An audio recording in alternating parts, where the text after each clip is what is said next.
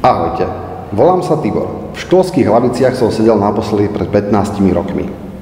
Pamätám si, ako sa mi nechcelo učiť a hľadal som si výhovorky, prečo neísť do školy. Teraz, keď mám svoje deti, tak si uvedomujem, že to boli najkrajšie roky môjho života, ktoré ma vyformovali. Vtedy som nevedel, že aké som mal šťastie, že som do školy vôbec mohol chodiť. Pri spoznávaní sveta som spoznal kopu detí, ktoré také šťastie nemali. Vezmem vás najskôr do Južnej Afriky.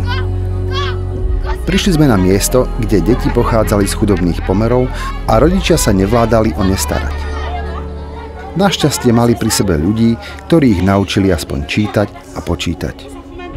Bol to zážitok, ktorý si budem navždy pamätať. Čo sa týka vzdelávania, africký kontinent bude na tom asi najhoršie. Deti z kapského mesta nemali rodinu a teda to zázemie, ktoré nám všetkým dáva pocit bezpečia. V iných častiach kontinentu deti rodinu mali, no už svoje detstvo museli stráviť pomáhaním pri zaobstarávaní si základných potrieb, ako je potrava. Také boli aj deti z Madagaskaru, ktoré strávili svoje detstvo na rýžových poliach a na školu jednoducho nemali čas. Častokrát je na rodičoch, aby vybrali, ktoré dieťa pôjde do školy a ktoré ostane doma a bude sa starať napríklad o dobytok.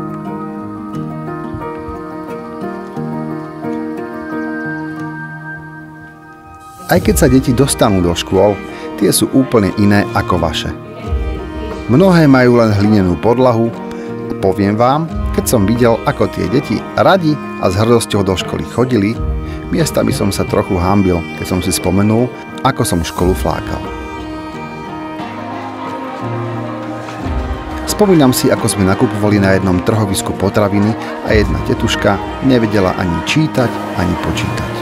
Počítajú všetko bez kalkulačky a tým, že veľa ľudí je tu analfabetov, čiže nevedia čítať ani písať, tak to trošku dlhšie trvá.